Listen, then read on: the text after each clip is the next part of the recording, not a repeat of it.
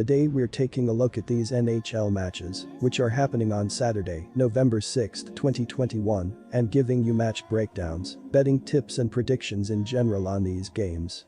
Welcome back to High Stakes, let's get straight into it. Also, don't forget to subscribe to get notified as soon as we release these sport prediction videos, and if you would like more betting tips and predictions, then check out our Patreon in the link down below. Our new Patreon is a way for us to help you improve your chances of making more money. 5 plans are available for each and every one of you. You can get 30 extra betting picks all the way up to 270 extra betting picks per month. Stop wasting hours of your time searching for bad betting advice that ends up costing you a lot of money. Join the High Stakes Patreon now and get the best betting picks and advice. Carolina Hurricanes vs Florida Panthers.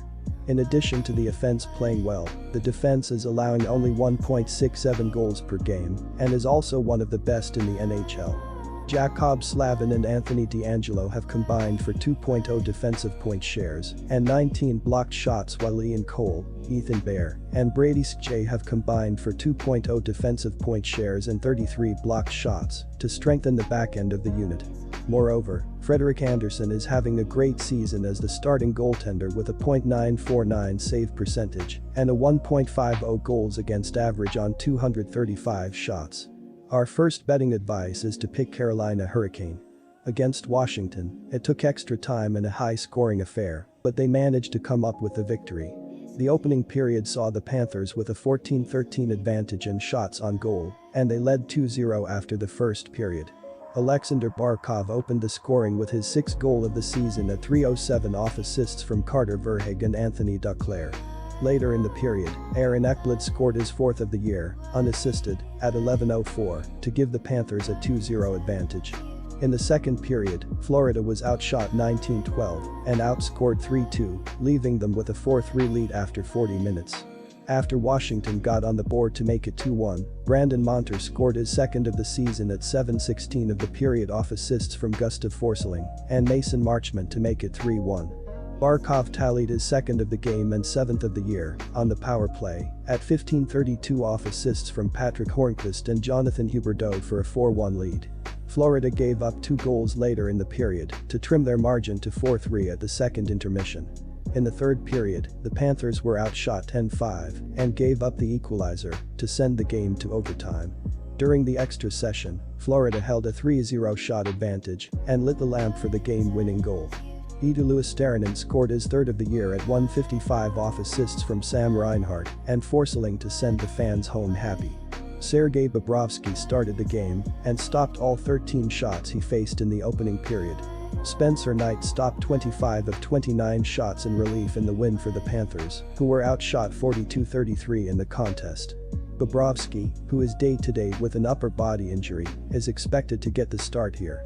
Our second betting advice is to pick over 6. Boston Bruins vs Toronto Maple Leafs.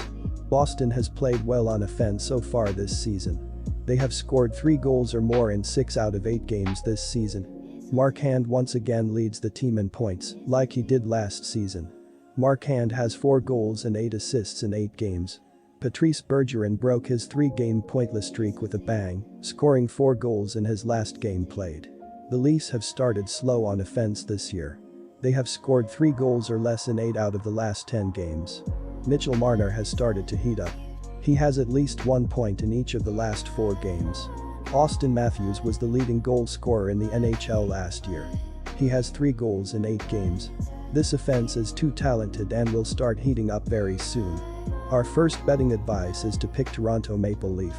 Against Tampa Bay, the Maple Leafs were stifled for more than 59 minutes, but managed to get their offense going at the right time to rally and earn the win. In the opening period, the shots were even at 9, but the Maple Leafs allowed the lone goal of the period to trail 1-0 after 20 minutes of play. The second period saw Toronto with a 13-8 advantage in shots on goal, but neither side lit the lamp, leaving the game 1-0 after 2 periods.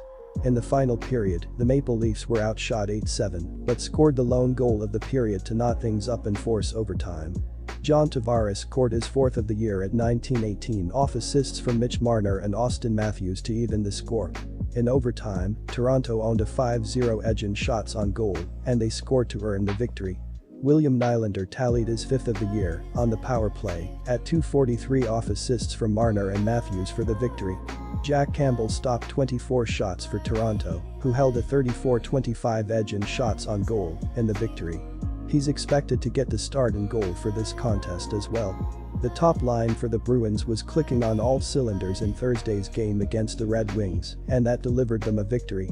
Boston held an 11-3 edge in shots on goal in the opening period and took a 1-0 lead to the dressing room after 20 minutes of play.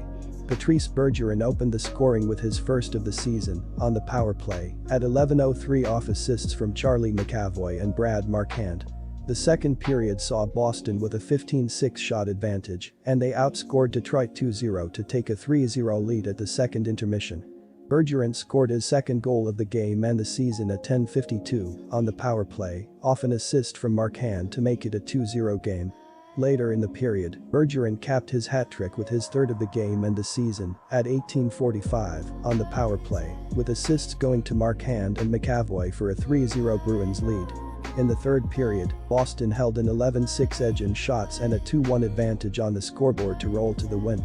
After Detroit got on the board to make it 3-1, Mike Riley tallied his first of the year, shorthanded, at 8:10 off assists from Tomas Nosek and Curtis Laser.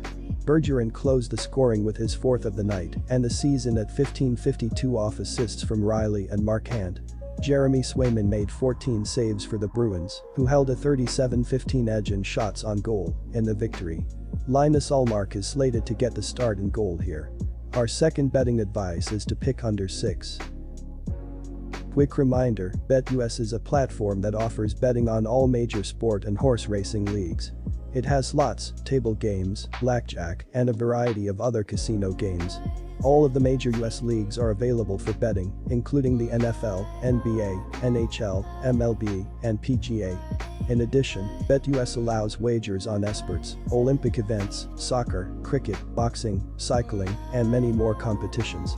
Join BetUS now using our link down below and get 125% cashback bonus on your first deposit on the sportsbook after you open an account and deposit using our link and use our promo code HIGHSTAKES. Colorado Avalanche vs Columbus Blue Jackets.